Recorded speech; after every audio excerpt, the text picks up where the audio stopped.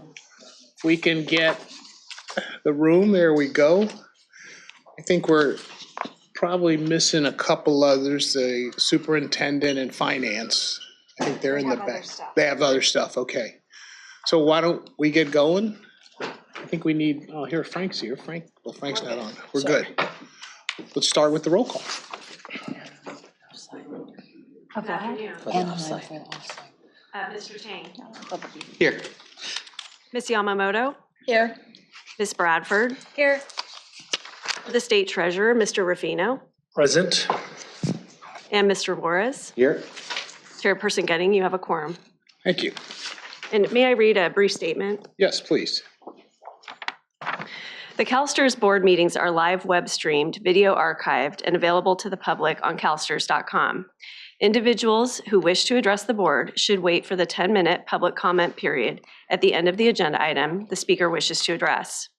For comments not pertaining to a specific agenda item, there will be an opportunity for additional statements at the end of the open session. Each speaker is allowed a maximum of 3 minutes to comment. However, if there is not enough time for each speaker to have 3 minutes, the timing will be at the discretion of the chair. To protect the privacy of speakers under the age of 18 who wish to address the board, only their first name and affiliated organization may be provided, but other personal identifying information such as their last name, age, or school may not be shared. Thank you. Awesome, thank you. Okay, first item is approval of the agenda. Second. It's been moved and seconded. Thank you. Why don't we jump right into it? Our first item is board governance education, best practices in public pension board governance. I'm excited.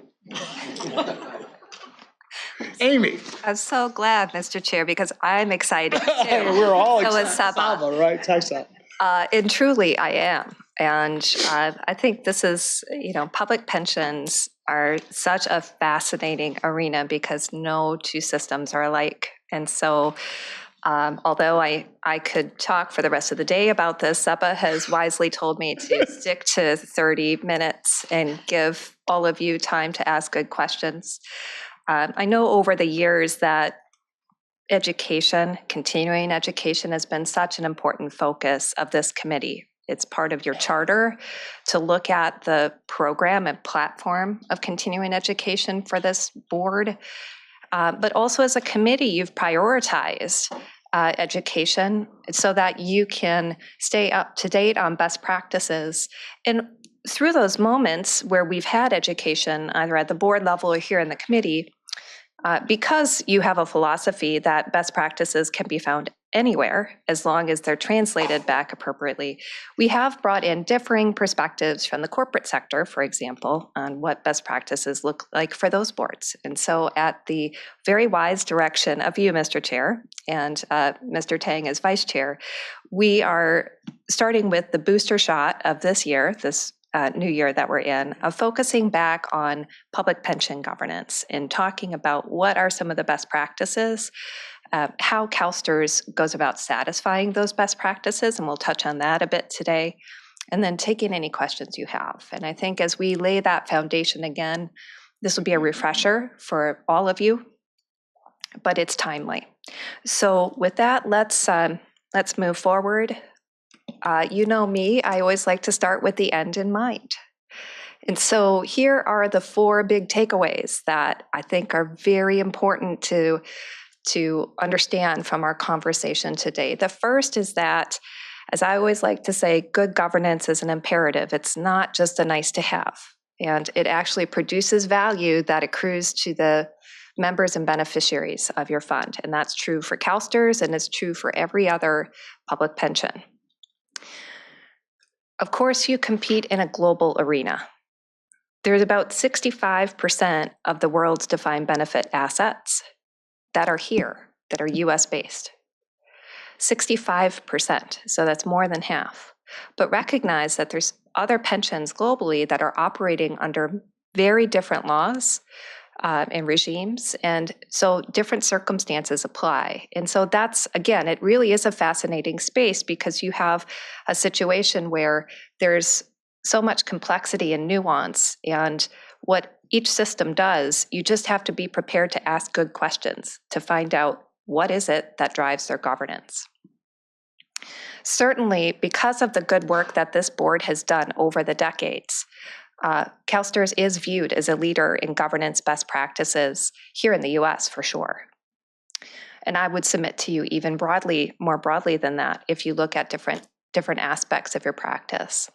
And then finally, we all know that the road ahead is not easy. It never is. It's, I think, more difficult now to be a trustee of a public pension fund board than it ever has been before. And so the fact that you have good governance doesn't mean that you stop applying the gas pedal, right? You keep the pedal down, you keep the intensity of focus, and that helps you to be successful over the long term. So those are the big takeaways that I was hoping to talk with you about today. And so I'll present some information. We'll do it at a global level, right? And then where there's differences in application specific here to the US, I want to point those out so there's a good understanding. And certainly the arc of our presentation will do some context. Really want to dive into the foundations of good governance and what those are, and then how CalSTRS satisfies those. And we'll finish with what are those challenges and opportunities ahead. And of course, Amy, as we've talked about, this is not a monologue, this is a dialogue. And so I encourage committee members to ask questions as we go through this, and don't let Amy talk the whole time. Thank you. I really appreciate that.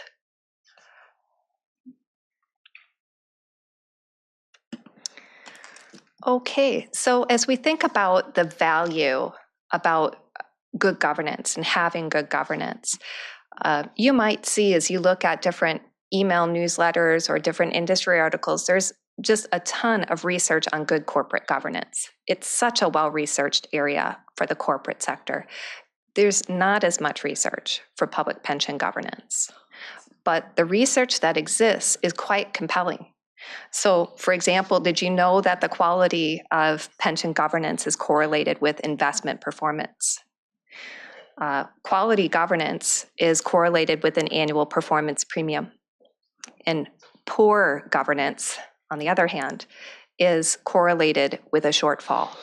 And so quality governance matters, effective governance matters. These are two papers that can help you get your arms around what that research looks like. And if you'd like more, please feel free to talk to Seba and me after the presentation and the meeting today, and we're happy to point those out to you. But again, this time, the effort, the care that the board and this committee and the organization dedicates to governance and getting governance right, it's not just procedural. It drives tangible benefits. So I wanted to start with that point and just share some underlying information so you know how to get your hands on the value around what you do.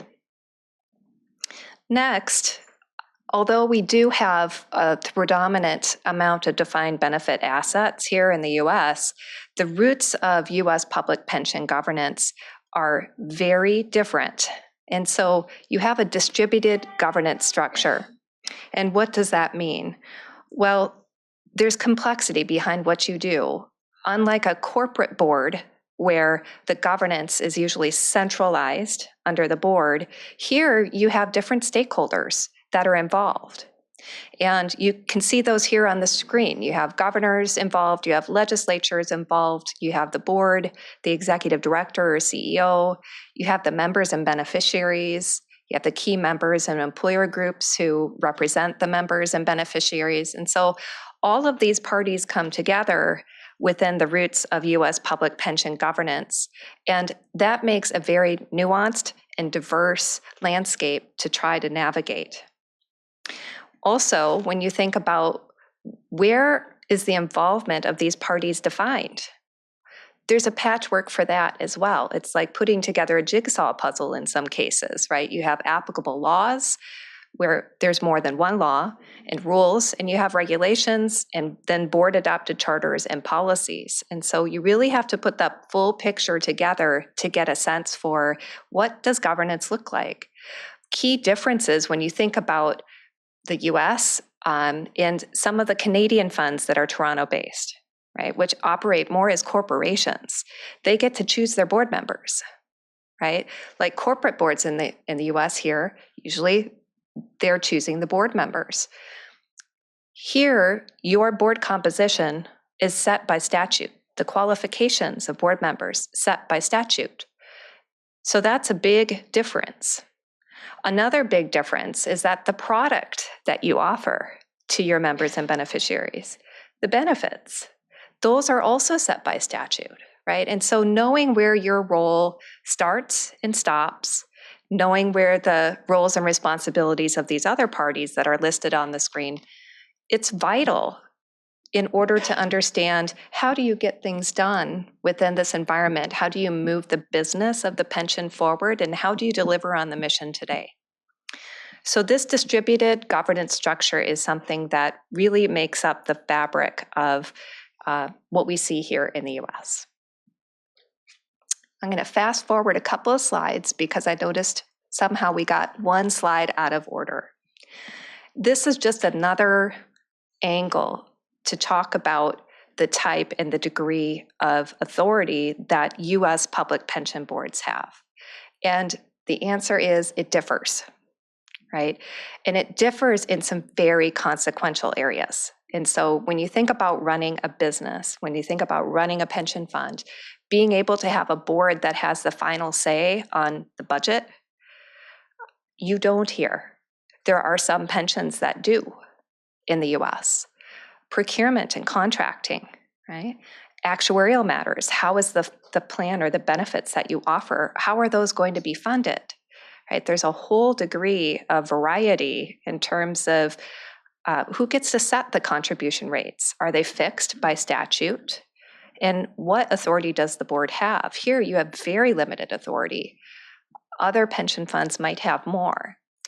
Even as you look at hiring internal staff in the middle column, hiring your outside advisors, choosing the investments in the asset allocation strategy. I remember probably 15 years ago now in New Mexico that they actually ran a constitutional amendment to be able to invest more into a certain asset class of emerging markets. It was a constitutional amendment that was required. And so you think about these parameters that are in place from a governance standpoint. And what's important to know about this is that you're competing with all of these organizations, these pension fund organizations in the US. You're also competing with non-US public pension funds. You're competing with other asset managers for investment deals. You're competing for talent. And I would submit to you that when you are delivering on your mission of retirement security to your members, you're competing for a share of their mind, right? You're part of the fabric of all of their consumer interests, right? The home improvement interests, the kitchenware interests, and you could go on and on, other banks, other financial institutions. You're part of that mindset of how they're operating their lives. And so there is competition when it comes to being a pension fund. And I think that's, again, one of the key takeaways to know here. The other thing that I think is really important is that there's no general rule of thumb that says as you're bigger as a pension fund here in the US, if you have more assets, if you have a larger amount of beneficiaries and members, that you have more authority, right? And so it truly is all over the map. And so if you're thinking about how do we move the organization forward, how can we deliver on the mission, how can we stay at the forefront of delivering incredible experiences to your members as they prepare for their retirements and live in their retirements, that's a tall order. And so knowing what is within your control and what's within your influence becomes critically important. And that's something for every public pension fund board in the US to know and have mastery of. Mr. Chair, I'll stop here before I go on. Any questions so far? Okay. Okay, so now moving into the foundations of governance. And again, I thought what what we could do is talk about what really matters when it comes to having high quality governance, i.e. governance that correlates with investment performance premiums. What does it take? And so if you look at the global set of research that's available on pension governance, this is what you'd find. There's 4 big areas. You have strong, independent, and clear governance. You have being mission focused as a critical area. You have talent as another critical area. And then finally, ethics, accountability, and transparency. And so I want to spend the next probably 10 to 15 minutes diving into each one of these areas and talking to you about what some of the best practices are, and then pointing out how CalSTRS goes about applying that given its unique construct in the roots of governance that I just showed you.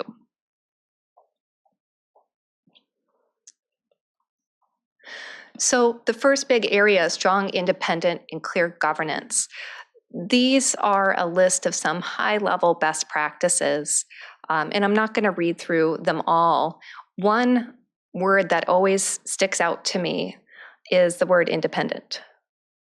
So I wanted to start there because you might ask yourself, well, what do you mean when you say independent? I mean, we're part of this fabric of these funding partners and stakeholders. What does that mean? Independence equals a focus on your fiduciary responsibility, full stop. Making decisions solely in the interests of your members and beneficiaries. So when you think about that word, as it applies here in the US, think about it from that perspective.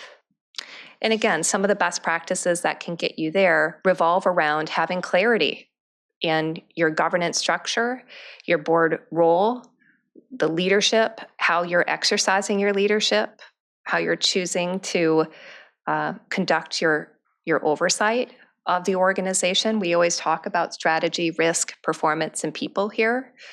That's not always the same as you look at organizations and other public pensions across the US. But just having, again, clarity in your responsibilities, sound policies focus on being good fiduciaries, and making informed decisions based on a prudent process, and then ensuring that you're evaluating what progress looks like. These are all things that hopefully you would agree, as we look at it as your outside governance consultants, these are things that CalSTRS does on a regular basis. So you excel here because you have a governance policy manual that is very comprehensive, covers a number of topics. It outlines the principles, the values, the roles, the delegations, and it's reviewed regularly to stay aligned with best practices. And within it, you'll see a laser focus on fiduciary responsibility. In fact, if you were an outsider just listening into your meetings, you could probably do a count for how many times during your conversations the word fiduciary comes up. So it's always top of mind here. We would also give CalSTRS a gold star on the cadence of your performance evaluations, not just for your investments and actuarial matters, but also as you look at conducting governance and management evaluations for the board itself, for your consultants, and also annually for your CEO and CIO. So again, as we think about the best practices that are universal to all public pensions, you're satisfying these in many, many different ways. The second big area, I'll move forward here, is being mission focused. This is one of the most critical areas, I think, especially as we look at what CalSTRS has accomplished over the past decades relative to your strategic plan. We talked about this morning. It's a very mature and sophisticated strategic performance management framework, and that's integrated across the organization. There's accountability, and so there's this continual forward motion and evolution that's guiding your path around a very clear mission and vision and values. And that also has the results orientation that would be consistent with best practices. You're constantly measuring, how are we doing? And reevaluating and recalibrating, where are we going? Because the environment is changing so rapidly. And so these, again, are all things that if you look at being mission focused as a best practice, we can solidly say that yes, it's something that's important. And yes, currently CalSTRS not only meets this, but exceeds in many of these areas. And I don't want to forget the member and stakeholder engagement aspect, because if you look at your meetings, you have very healthy attendance from your stakeholders, but you also have a lot of communications that are riding under the surface that are being conducted by staff, by board members, in conducting the outreach with your members, your key constituents, to understand their perspective and ensure that they feel like they're a welcomed voice in the boardroom. And so again, when we look at what are the best practices and how well are you measuring up to them, we feel pretty good about where you are here. Mr. Chair, any questions before I go into the third and fourth principles? Just one on strategic plan integration. We obviously talked about that in the session, and it feels like that's part of our responsibility that gets done. And so just to highlight for the board that that's what we're doing, right? Yeah, it is. And it's part of the cadence of the board's work. And that's the thing that's nice, is that you have annual work plans that guide what you do, but then there's also that periodic cadence of things that you do every 3 to 5 years, whether it's around strategic planning, whether it's around your asset liability modeling, whether it's around your actuarial experience studies. There's things that kind of come alive in your world every 3 to 5 years that help you satisfy these best practices. And the latter are not necessarily governance best practices, but specific to investment domain or actuarial matters. And Karen, I guess that's when you said, I'm glad you guys capture what we think, because that's exactly it, right? We don't even know, but we do this periodically. So a lot of this is ingrained as a board, and it's just great to see it. Yeah. That's it. Yeah, agreed. Okay. Well, let's continue on. So the third big area in terms of best practices is how you think about optimizing talent. And so I want to cover 3 areas within this queue of talent. First at the board level, secondarily for staff, and then for your consultants. And again, remember, these are global best practices. And so how we apply those within your framework becomes very important. As I already mentioned, your qualifications for your board seats are in the statute, right? So that's every time you have a member election, every time a new board member gets appointed, you have members that serve ex officio. The design of this board, in terms of the roots of your governance, is to bring together the funding partners to collectively oversee the system and its progress. And that's a very common structure here in the US. It's interesting to me that sometimes when we have folks refer to the Canadian model, they think, which again operates more of a corporate type of board, that's really narrowed to the Maple 8, those that are Toronto-based. The broader set of Canadian pension funds has a structure that's a bit more similar to what you see here, which is bringing together the funding partners. And again, there's a lot of differences, different legal frameworks that apply, but I just wanted to point out that nuance, that when you think about the Canadian model, remember those are the Toronto funds that are acting more as corporations. So here, when you have your qualifications for your board seats set out in statute, as so many US public pension funds do, how do you optimize talent at the board level? Well, it's having a strong focus on continuing education and building the competencies that are needed to help the board feel confident and equip you in your decision making. And so you see a lot of the other best practices around onboarding and continuing education, making sure that your policies around education are reflecting the fiduciary principles, annually taking a look at myself as an individual, for example. If I'm a trustee, what do I need to focus on in order to feel more confident in my decision making?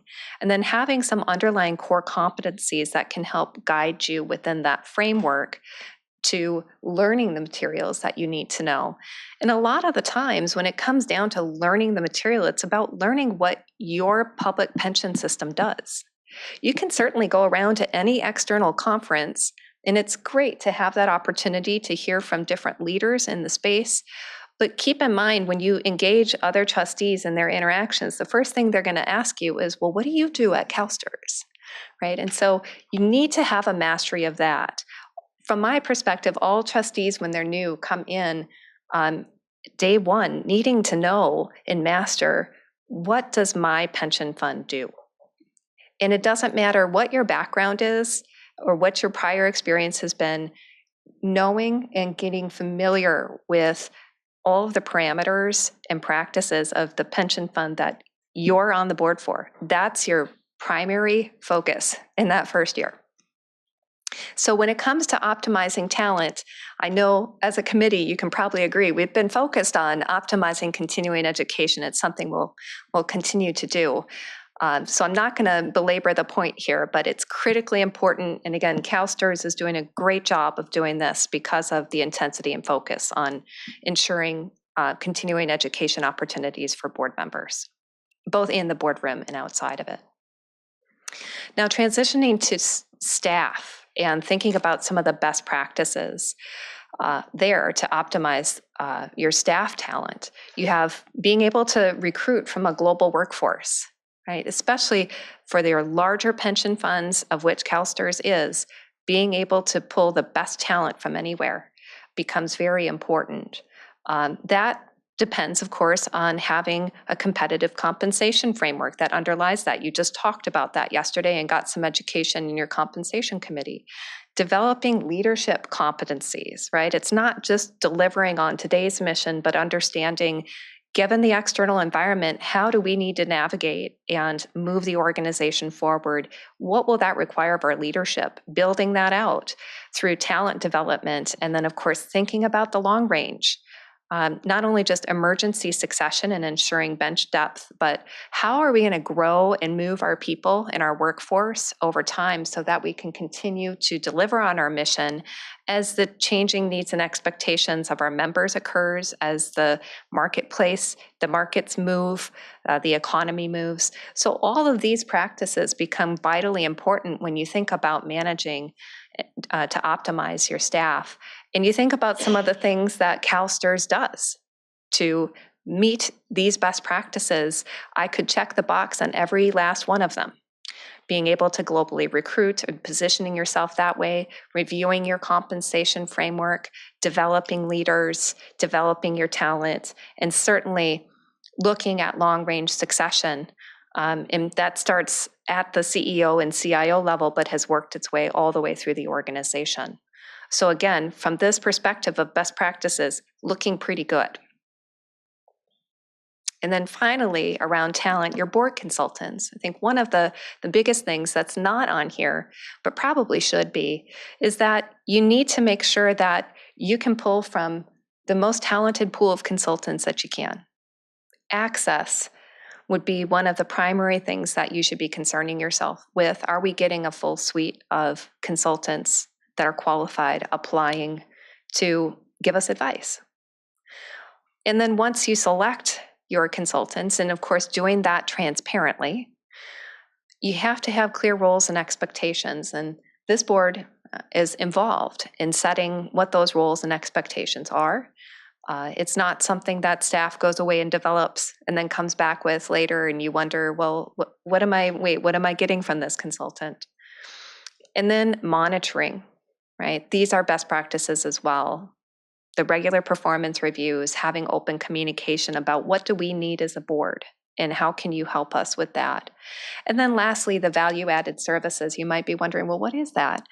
Well, what value-added services means in this context would be, for example, when you have new trustees, right? Having those one-on-one conversations with the consultant in their independent role to kind of get their perspective on how CalSTRS is doing things. Having your consultants provide education during your board and committee meetings. So those are some examples of value added that they can help trustees get acclimated faster and keep you abreast of changing conditions on an ongoing basis. So again, as we think about talent and optimizing CalSTRS environment around best practices, here too, we could check the box on every single one of these.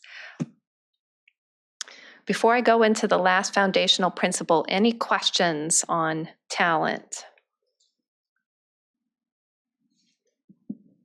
Okay. I divided this last principle, ethics, accountability, and transparency, into 2 sections because every one of these foundational principles I just shared with you is very big, and this one is very big as well, just in terms of the volume of topics and best practices that fall within it.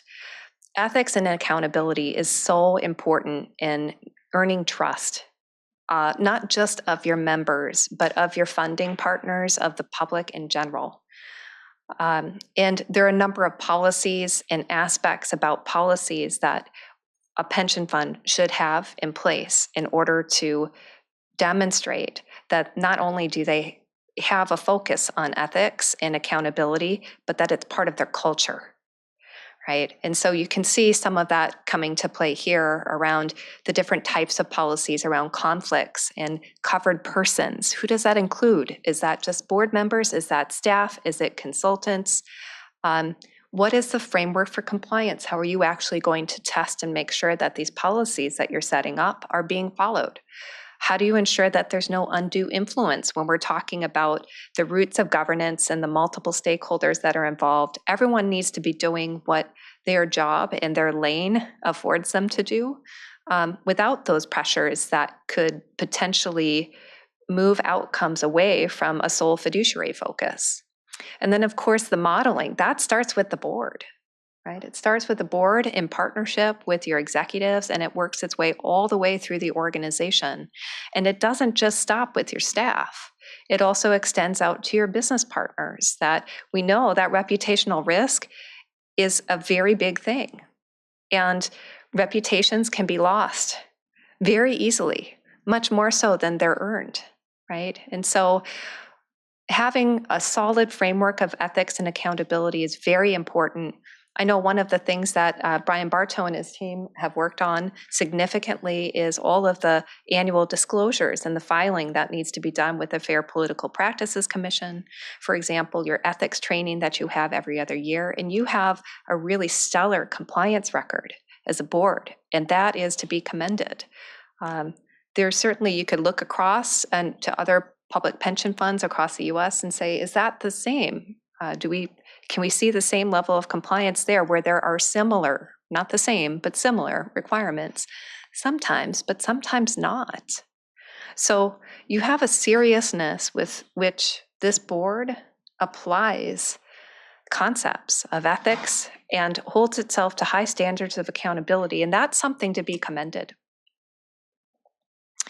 On the transparency side of things, you've also been leaders in a number of these best practices that are on the screen, from your governance manual and having a governance manual early on, decades ago, to having information on your website. And so when you see things like a board overview and board and committee leadership, organization leadership, those are things that are posted on your website that anyone who has some interest in understanding what is CalSTRS, what does it do, can come to your website and get a wealth of information. They can not only see and participate in your meetings, they can see the archive of your meetings that you've had, all of your materials before your meetings even start. That's a really high bar that you're setting. Again, not replicated by every public pension fund here in the US, probably should be. And then finally, I wanted to touch on balanced access, because you might be thinking, well, what does that mean? Well, of course, you have open meetings laws here that apply, and you follow those to the letter of the law. You do. But the other thing that there's a sensitivity to, which is good, is that if you have topics which you're allowed to go into closed session to discuss under law, you take that opportunity, and there's a sensitivity to protecting CalSTRS' position in the market, right? Because you wouldn't want to discuss things in open session that would somehow put CalSTRS at a disadvantage if you can discuss things in closed session as allowed by law. Right. And so when we think about balanced access, that's another thing that we think CalSTRS does a particularly good job of, is ensuring that for the most part, you can see and follow along with the decisions that the board is making, that the organization is making. You have a lot of information and materials on your website. You have access to board members, you have access to the leadership. And so we think that you're doing a really good job of balancing that, again, within the contours of your open meetings laws and your public records laws. And so transparency, again, is very important to establishing a reputation of being a trusted partner among your funding partners and having them see you as a competent board. And so there's things that you have done. I would say that, again, here, doing a great job.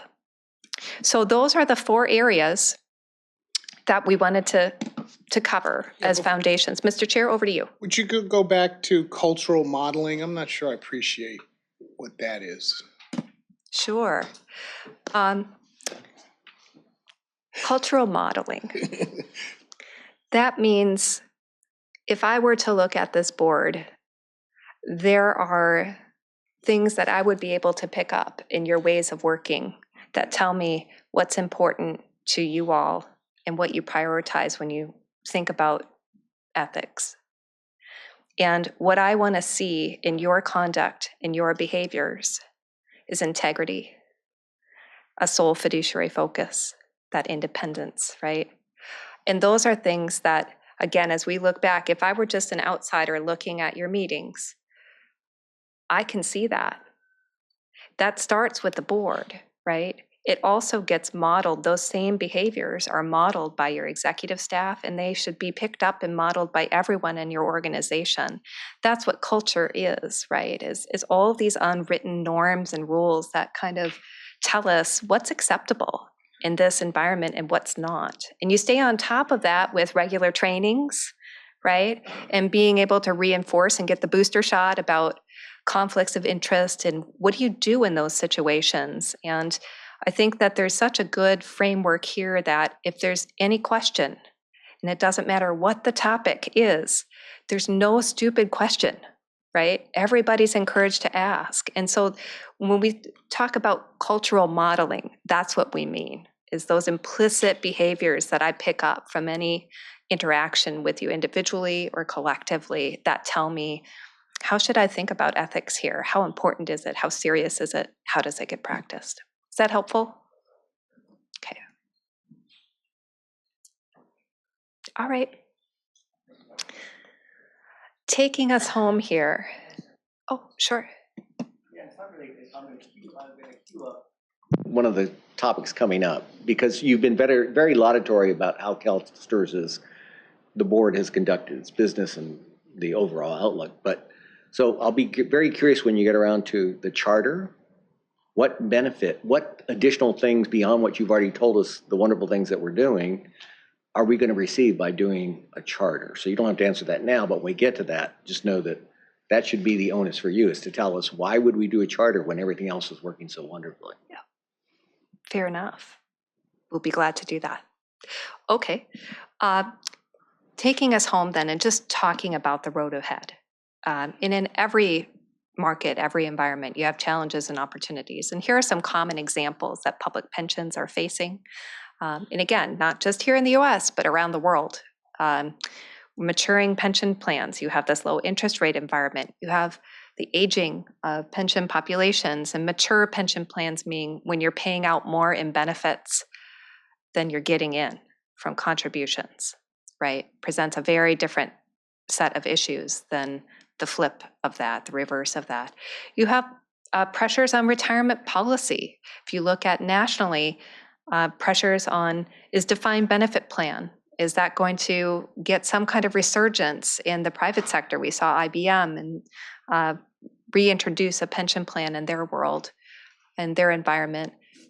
What are we going to see going forward? And then, of course, you have, especially with large public pension plans, you have complexity in how it is that your business is run. And you need to be able to demonstrate the narrative of value behind that, right? What's the value for the money that we're spending? And so that's a challenge and an opportunity. Of course, the competition for investment opportunities is always intense and will continue to be more intense. You have a lot of rapid change in the regulatory environment. We have change coming up in the federal administration here in the US, but in other markets too. And so how that impacts pensions and how you operate your business will require careful focus in decision-making. Of course, your members' expectations are always evolving. You're serving so many different generations, right? So these are all things that should not come as a shock to you.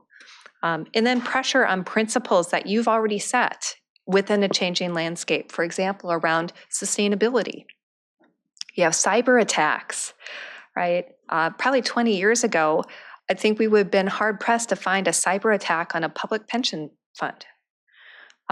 But in today's day and age, that's something that is talked about and of course planned for and mitigated.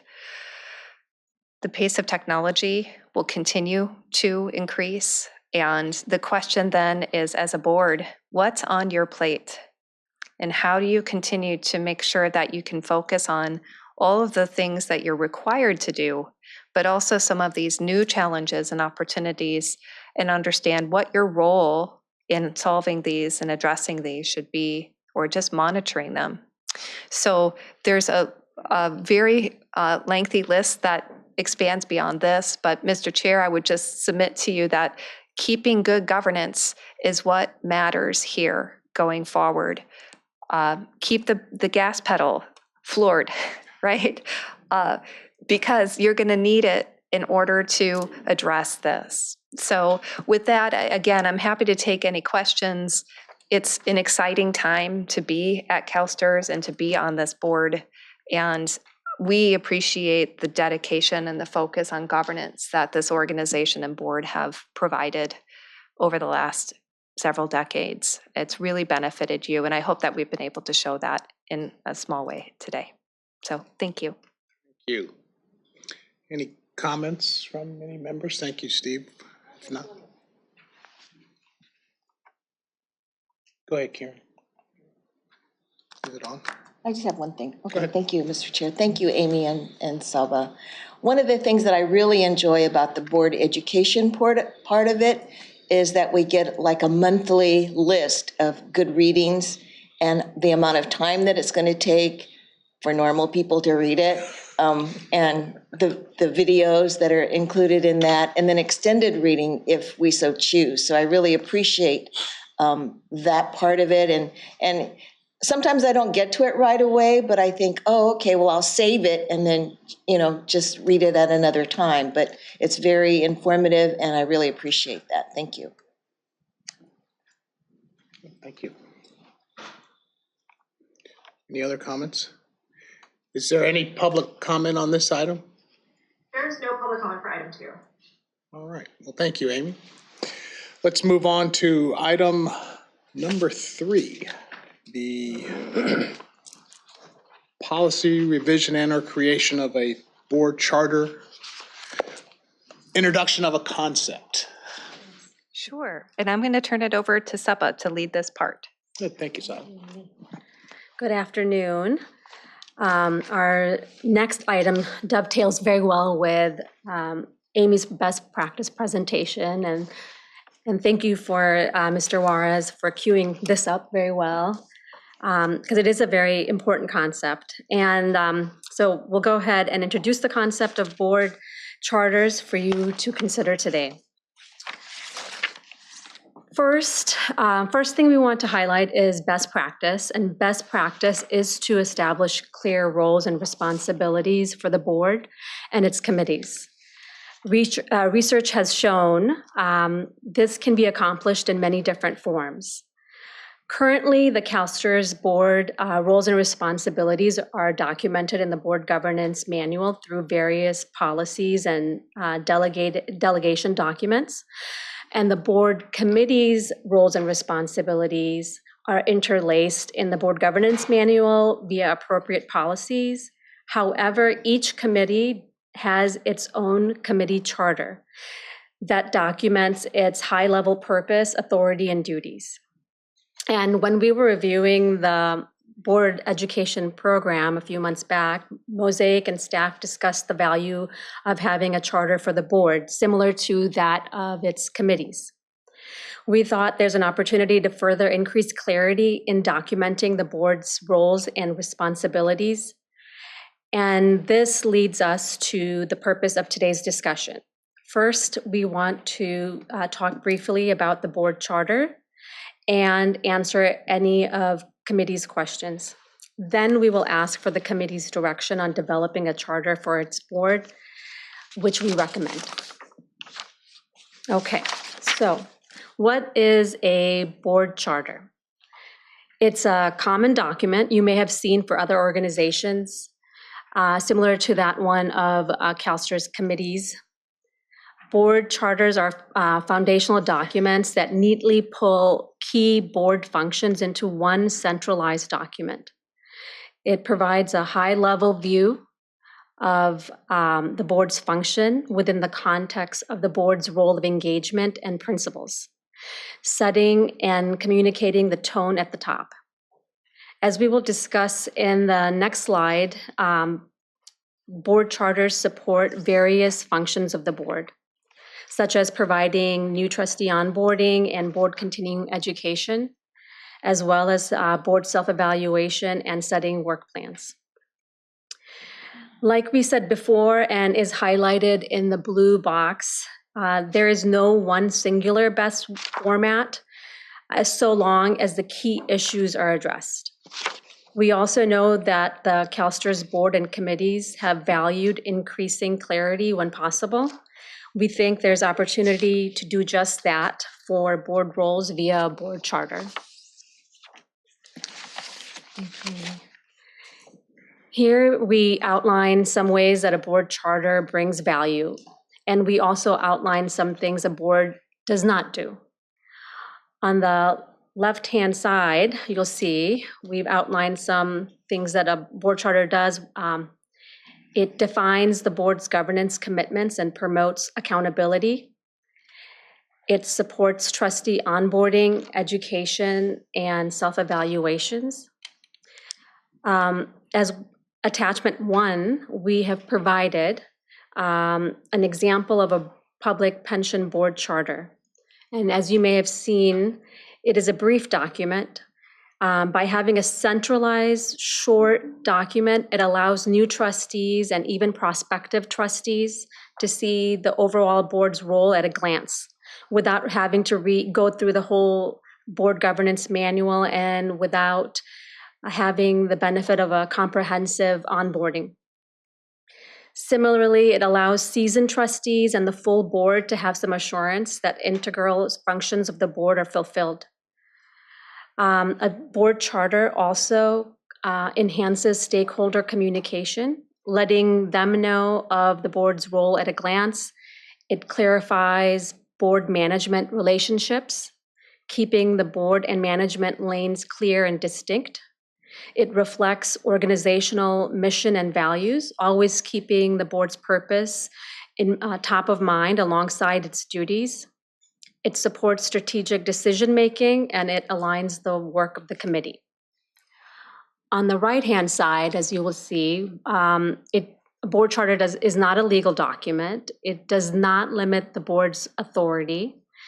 It is not meant to be an all-inclusive list of all board duties. It does not eliminate the need for committee charters or board policies. And it definitely does not dive into the operational details.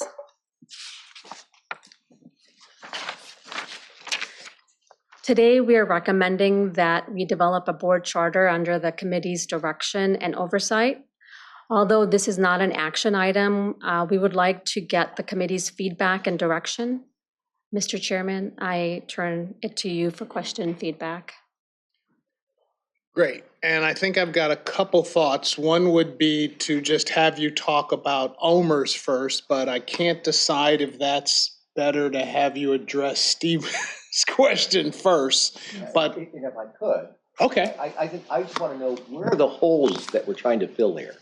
What are the holes that we have Question. that you think a board charter will get us there? And I'm not opposed to it, Yeah. but I want to make sure that we're actually getting to those places where we are not as sound as you would want us to be. Can I start? Yes, of course. Sure. Sorry. I just wanted to jump in and start, Mr. Juarez, because I think the most recent experience you've had was the trustee onboarding. And you may remember that we created a separate document that has a matrix of what the board's authority is in certain areas, and then the lane of the board across strategy, risk, performance, and people. And we had to do that because there's no board charter that we could give you. If you look at all of the best practices that the board has adopted, and you look at the required practices and the required items that the board must consider, those come together and they're reflected in your policy manual, but you'd have to read the whole manual, right? And so what's missing here is a nice, neat document, as Saba called it, which I like the neatness of it, that at a glance would give new trustees some clarity of what is the focus of the board, what are the major responsibilities of the board. And we can touch on that a bit when we talk about the attachment and the example that we provided from Please, we can go to OMERS. that.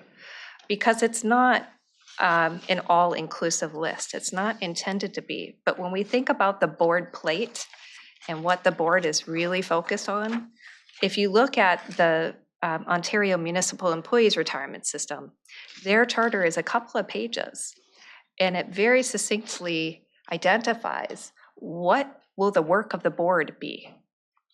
Yes, you can delegate to committees, but when it comes to the board, it's strategy, risk, performance, people, and you see a lot of the underlying bullet points that are directly linking to that. And so this is not I would say it's not something that's missing in your environment per se.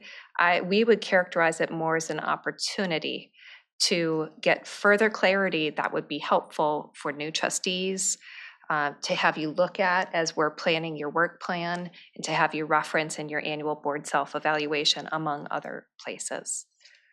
So hopefully that's a helpful starting point. Mr. Ruffino? Yeah, thank you, Mr. Chair, and thank you, Saba and Amy, for the recommendation and the presentation. So sort of in line with Mr. Juarez, I'm trying to understand a little bit better. I got a couple of questions. The first one is, are there any examples where board charters have directly improved governance outcomes in peer organizations?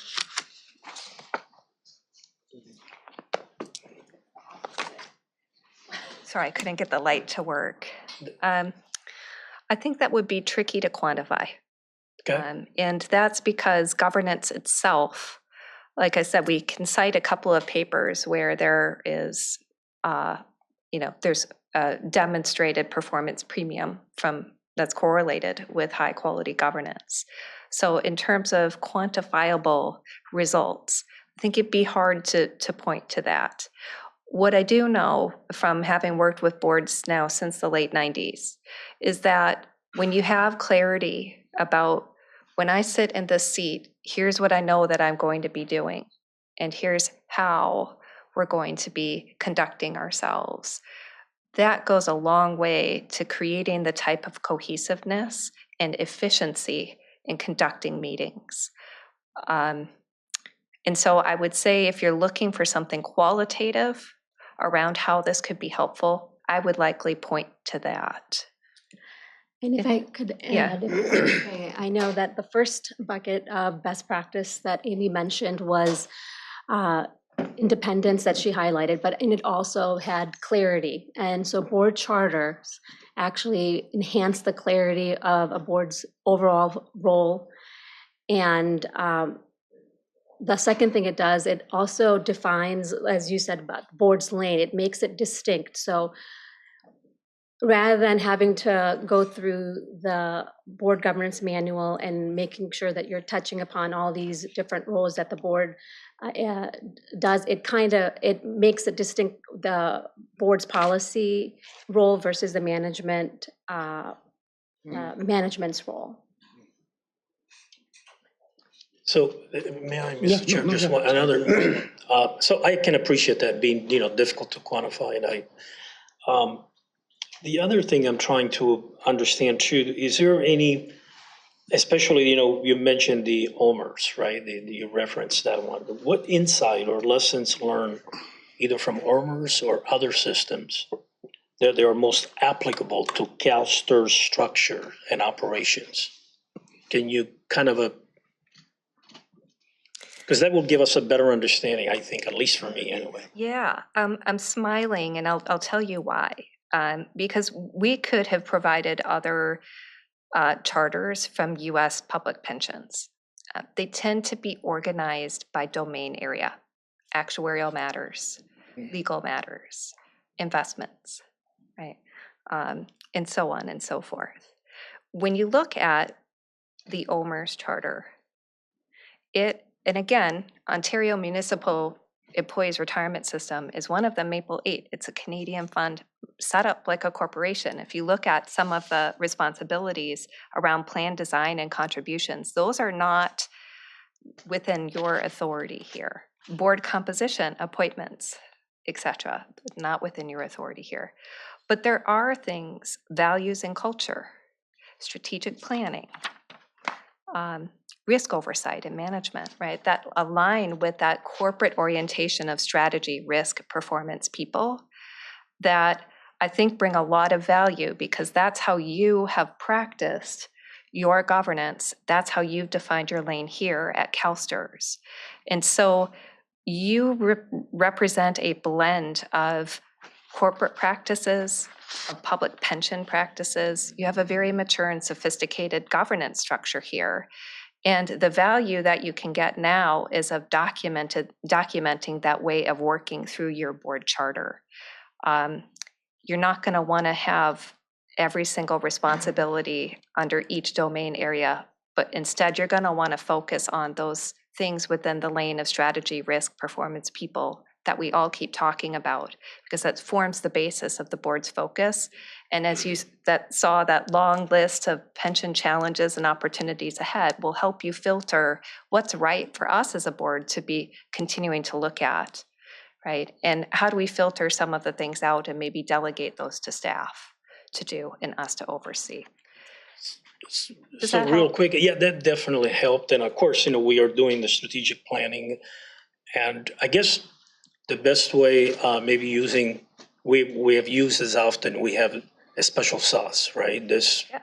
We have, and I think in very loosely terms, I think what you're trying to do is document that recipe to make sure that nobody messes with that recipe. I think, is that what, sort of what because when I think of charter, I don't know why I have a different, I'm thinking city charter or whatever, that's sort of like, and it could be that I'm confused and I need to go back but I think what you're trying to say, like I said, I'm trying to make it simplistic, is that make sure that that special sauce, that special recipe is written,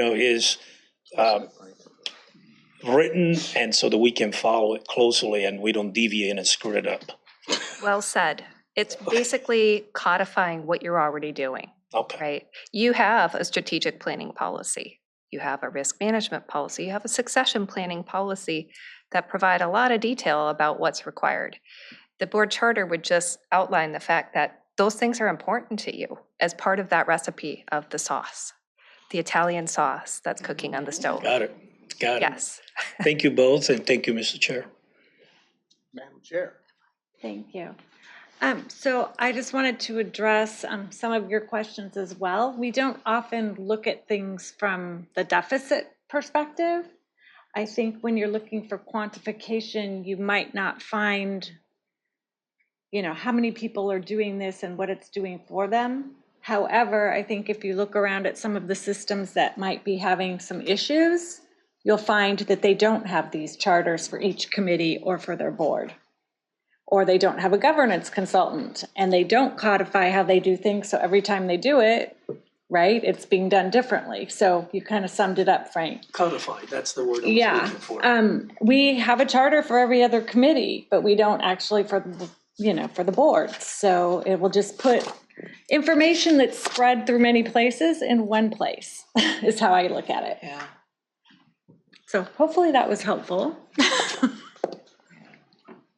Saba, yeah. One thing I also wanted to add is that in the governance manual right now, if you see the flow of the overall governance manual, we were looking at it, it starts off with principles and mission, and then it leads into chair, vice chair committees. And so we thought there was an element missing of putting the board responsibilities right on top, from the board to the chair, vice chair to the committee. So it would kind of just give it a flow. And nothing is missing in itself, but it just clarifies the overall hierarchy or the structure. And Saba, I'm glad you said that, because that was my thought, is the role and interaction with the charter itself and its additional clarification. Brian, I don't know if you got any thoughts on this you want to share, or if that's okay, or. Well, I do. This is as your legal advisor, because I don't think you can get any better governance advice than you get from Amy and Saba. And I think they're always trying to keep you, in best practices, in the world of best practices, and even, as thought leaders. So I do appreciate this. I look at it a little bit differently, and I think this can be worked through, is you have plenary authority from the Constitution. Think of it as a reservoir. All that water belongs to you. Under the code, under 22208, you have the authority to delegate any of that water. What you're dealing with then is, as the water leaves the reservoir, you have channels, and the sides of the channels are the laws and the regulations. And then you have offshoots where you've delegated different parts of that water, so that water goes in different places, and you've made those decisions. What I don't want to see is another wall limiting the channel. So if I were to look at this thing, and I know I would work great with this with your consultant, but it would be nothing in this charter limit the plenary authority of the board. Nothing in this charter, because sometimes people do not use the charter the way you want them to do. Someone may come along who disagrees, let's say, with the majority of the board, or disagrees with something that's done, and say, that's not in your charter, or that violates your charter. But really, if you go back to the Constitution, you can do everything because you have plenary authority. So that's, again, that's not something, those are just my thoughts. That's not something we can't work through. But I would look at it that way. I never like to adopt anything, my client to adopt anything that limits themselves. Limit other people, sure, that's great, but not limiting yourself. But again, I have a great working relationship with your consultant, and I'm happy to work through those issues. Kudos on the analogy. Karen, I think you're up next. Thank you, Mr. Chair. Thank you, Amy. Thank you, Saba. One of the things what Denise basically said was what I was thinking, that's why from spread out to one certain place, and as you mentioned earlier, that everything is all sparkled or spread out with the different committees, and then now we have one central place. So this new charter that's going to be evolving, will there be any cross-references to see, since these are global statements and global issues, will there be a cross-reference to where more information can be sought for the general reader, or for anyone else that wants to know more about basically like strategic planning, basically, for something like that? Will there be a cross-reference? Yeah, I appreciate the comment. And I would tell you that we have not built out the framework for how the charter is going to look. Today, we just wanted to float this concept past you and just get your sense, because we weren't going to go any further if you said, no, this is not the right time.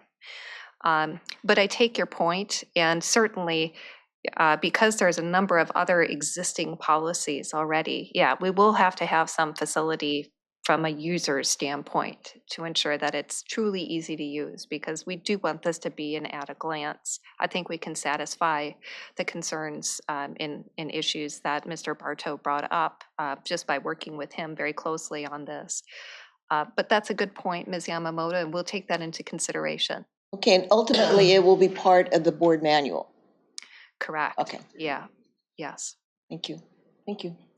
Thank you, Karen. Steve? Yeah, just to be clear, so what you're asking for us today is sort of our direction to move forward. You'll come back with us with a draft, I assume, that we can then comment on, because I think at that point we can address Brian's point, we can address any concerns we have about the value being provided through the charter. So I'm certainly warm to that idea. And I mean, for one member, I'm certainly happy to have you go forward. Yes, and that's the plan. Steve? I would say that's my thinking is as well, as long as you're working with Brian, and if we could see a draft, I think that's fine and good for us to take a look at. Absolutely. Okay. Thank you, Amy. Saba, thank you very much. Appreciate it. Any public comment on this item, number 3? There's no public comment on this item. Okay. Thank you. All right. Moving right along. Item number 4, Brian. Thank you. Speaking of charters and duties. So, yeah, so this is a concept, this addresses a change of really incorporating a general provision in your board governance manual that allows the power that's delegated to the chair to pass to the vice chair in the event that the chair is unavailable. You have this concept built into a number of your policies where, like the contractual policy where you can get approval from the chair or vice chair. You have it in your legislative policy. You have it in 1 or 2 provisions already. When we do, for example, when we do the emergency response plan, cyber security emergency response plan, we like to have at least 2 and maybe 3 levels of authority. You know, in the U.S. Constitution, we have the president, vice president, and the House of Representatives. So here we just have the chair. And in the event that the chair is unavailable, we just would like it clear throughout the board governance policy that the vice chair could fill in and take over those duties. I don't think it needs, Karen, you don't like this. I don't think it needs any more formality than that. We went back and forth about who declares unavailability, but it doesn't fit it doesn't fit the way that you run this board. It would get too formal. So I think having a provision like this just makes it easier for everyone who's trying to oversee the governance of the organization. So that's why I made the recommendation. We just put a general provision in there. Yes, go ahead. Just to be clear, we're talking about the board chair and vice chair, not committee Yes. chair and vice chairs. So thank you for pointing out, yes, the board Okay, chair. I just and- want to Well, be understand specific about that. So not this committee. No, the Governance. whole board. the whole board. So like if I didn't answer, Karen is automatically, That's what he said. Or- and then Karen, like I've done a little bit of a pointing and switching around the last couple of days. So then if I couldn't do it, Karen could do it. If I was the person missing. And with that in mind, since we had this emergency, this is a specific example of where these authorities would, okay. I guess the question then becomes, did you have any hindrance in doing it, or? No, I very quietly appointed myself. That works. We do have already some authority in the board governance manual that Denise was able to draw on, but this would make things a lot clearer. It's a very simple amendment. Steve, I think you have a comment. Yeah, I think this makes abundant sense, and I'm surprised we haven't heard it already, so I'm happy to move the item if the committee's willing. Okay. Karen, yes. One more question then. Since we're in the age of technology, is there any part of it that can be transferred, the information can be transferred to like a Zoom Yeah. decision, that kind of thing? Or does it have to be in person, that has to be here? I mean, I'm not sure I'm asking the right Well, no, I question, think but- you actually are asking the right question because Harry was on the line, but Denise was acting as chair, Yeah. right? So So I don't know. interestingly, under Bagley-Keene as it changed, some board members can appear remotely. Determining who can appear remotely is a power that's vested in the chair. So, We put that in the government Right. stuff. right, so Right. that's something that we added the last go. Right, right. So this would then allow, if the chair is unavailable because of some emergency, then the vice chair could make it Uh-huh. so that other people could appear Okay. by Zoom. But could he have Chair. conducted business and Yes. been the chair? Yes. If he There's was- nothing- There's nothing that prohibits Zoom, they have the exact same authority as if he was present. Okay. Yeah, I think that he just, Determined he Yeah, wouldn't be right, available. right, yeah, I think that he Okay. was dealing with the emergency. Right, okay. It didn't allow him to chair the okay. meeting. All right. I just wanted to just make sure that we considered that. It's a good question, but there shouldn't be question. any change at all. All right, I think there's been a motion. Is there a second? Second. It's been moved and seconded. Roll call, please.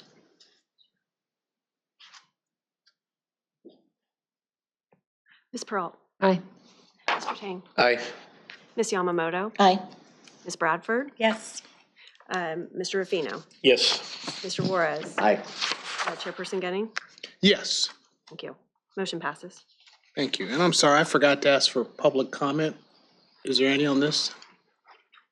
There's no public comment on this item. All right, thank you.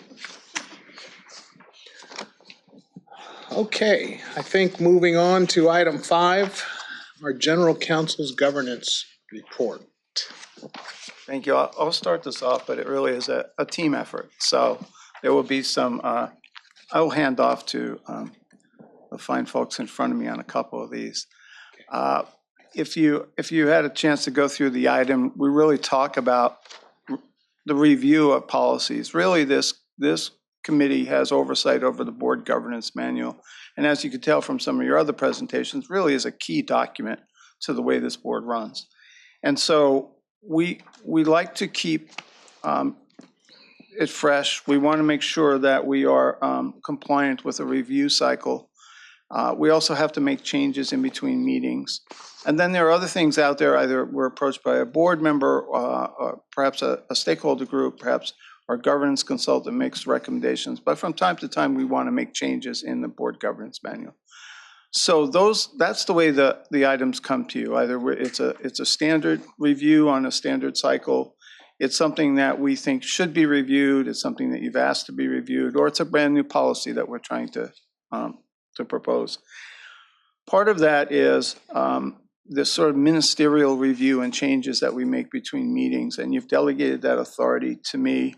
And I think it's a good practice because you've delegated the authority to make the change, but it's transparent because we have to report the change. And if we come back and report the change and you don't like it, you can undo it, you can make a further change. So part of this item is to identify to you what changes that we've made since the last meeting. As you can see, some of them are really Scrivener issues. One, we talked about the board member responsibility, and we got some great input from Amy and Saba about, we just have some dated language in there about wet signatures. So we made that change. That's the type of ministerial change we made. We had to change the definition to match with the government code on entities and key personnel. And a lot of that work is actually done by Jennifer Miskowitz, who's sitting next to me. So Jennifer is the senior attorney in charge of the Office of Legal Ethics and Accountability. She reviews this thing with a fine-tooth comb, so she will point out, even grammatical errors that we have to change. But Jennifer also oversees all of the Form 700, Form 600 activities. So many of you may have dealt with her already.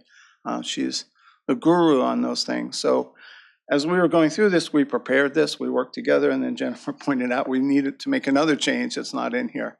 And we have in G4B, we have to add CalSTRS officers and employees. We added it in A and we forgot to add it in B. So I'll probably bring that back to you in the next meeting. And then the delegation of authority of contracts. The board created a new delegation in the case of a cyber emergency or an emergency is declared by the CEO. And we had the language in the opening sentences, and then we didn't have it in the secondary sentence, so we had to make it consistent. So that's that change. We didn't change anything in substance at all.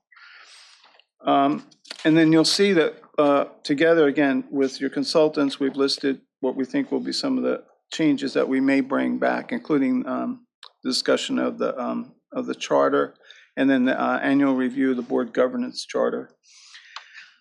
And I think, Amy, do you want to briefly mention, or Saba, the board consultant evaluation and board education program? Sure, thank you, Brian. I'll cover those for us. We do have one routine board consultant evaluation that's underway right now for one of your investment consultants. And so, again, the process there is that we work with your committee chair, your committee leadership to determine the process, and then we work directly with the investment committee chair and vice chair to run the evaluation and make sure it's comprehensive. And so we're in the middle of that process, and you'll receive information as we come out the other side of it and report it back to the board.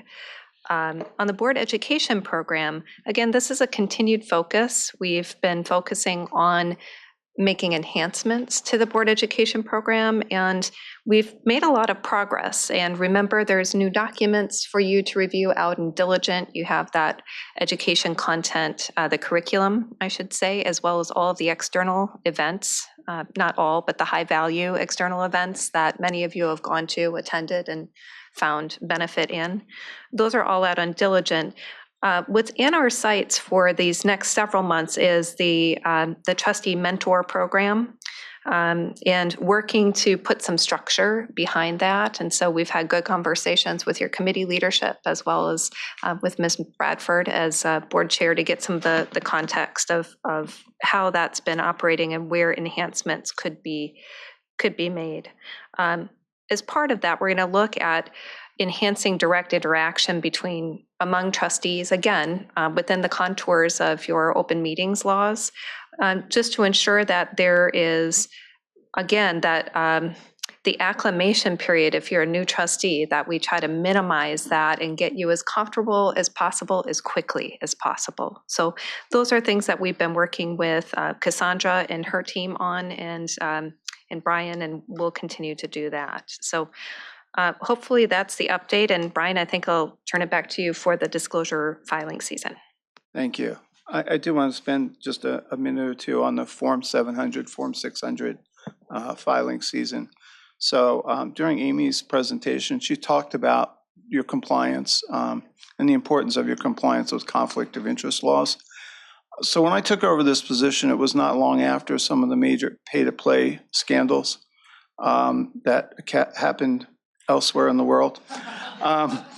So this board took particular interest in that subject, and it's under the purview of the general counsel because of the sensitivity of this.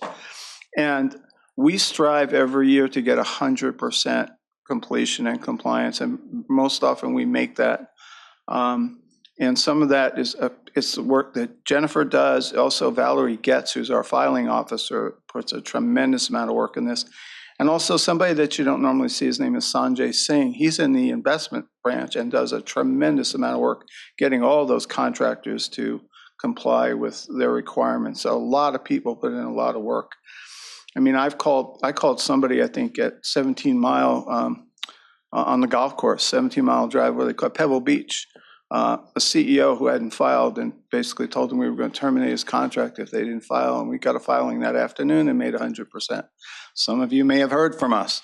If you're late on some of your certificates, I don't think anybody present here, of course. But that's the kind of attention that we give to make sure that we do get all this information. And it's not just form over substance. We review these filings to see if there is something that could potentially be a conflict. So we pay very close attention to it. We've had some other pension funds have had some difficulty, I think, because they didn't actually review what was filed. We do. So the season is just starting. You probably all just got a letter from Valerie today on starting on the filing season, clearing up some confusion, I think, recent change in the process. Jennifer and Valerie make themselves available to answer questions to you as board members. Just a little bit of plug that we're here to help if you need any help. But it is an important thing that this organization does every year. A lot of the work is behind the scenes, but I think you should take a lot of pride, because the tone is from the top. And you should take a lot of pride that we get 100% compliance most years. And if we don't make 100%, it's usually because somebody's on vacation or is otherwise absent. That's all I have to say about it. Did you want to add anything, Jennifer? No, I would just add that the procurement management division is also instrumental too. They do a lot of work in this process, so just to add them as well. Great, thank you so much. I hate to leave anybody out.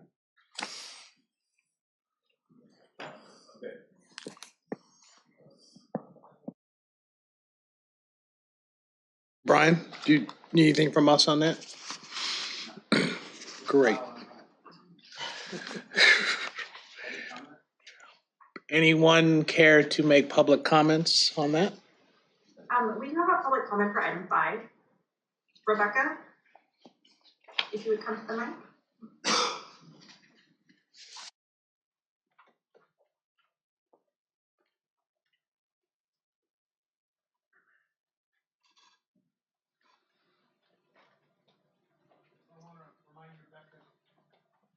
You've got.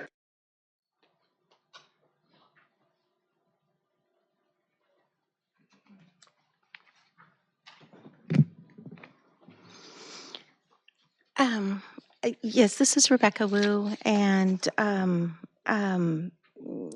one concern would be that general counsel definitely should be something that either should be outside of STRS and not a part of STRS, because if they are making recommendations, or for example, in the Wu versus STRS in Superior Court that went to the U.S. Supreme Court, that is publicly viewable, free to look at the U.S. Supreme Court, dockets Rebecca Wu versus STRS, and also in the Superior Court, but you have to log in. So in that situation, the attorney had not filed anything for like a year, but also had determined that would not allow any process to go forward with any type of review, which had not been done for like 3-4 years or 5 years. And so that governance by the board should one, because that makes an attorney liable, and two, that's something where you can't not allow a review to occur to get a decision to get to the ALJ under the compensation review unit, and stop it pending any type of case, because that's not legal. And besides, Jody Kozad from STRS, the manager of CRU, had informed me that there's case laws, statutes, that STRS, even if a court rules in one way or another, STRS, things can be null and void, settlements, that kind of thing, as well as court cases in terms of what a member would receive or should receive. I don't know if this makes much sense, but basically, so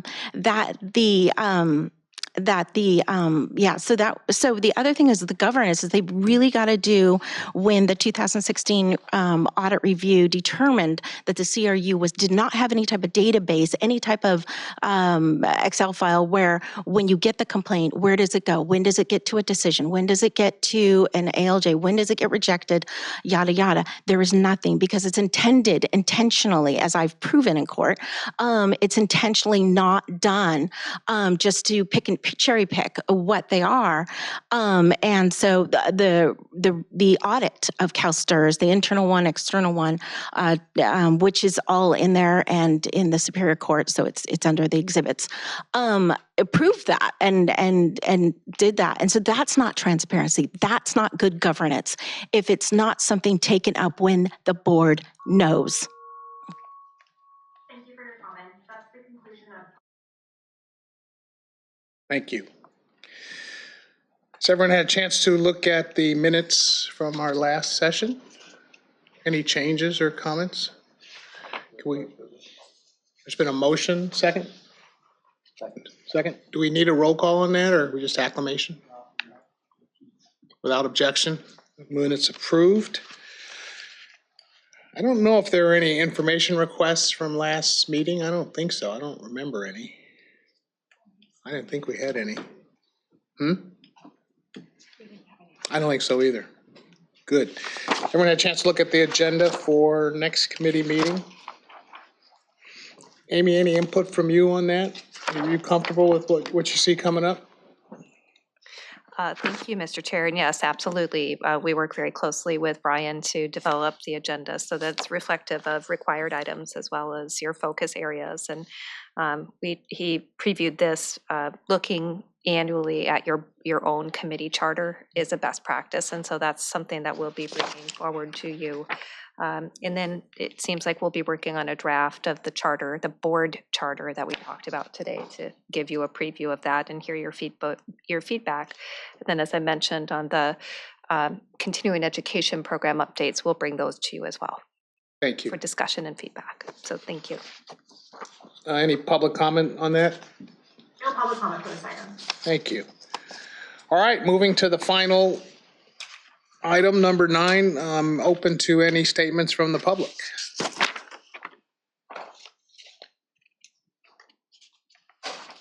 Hearing none? No public comment. Awesome.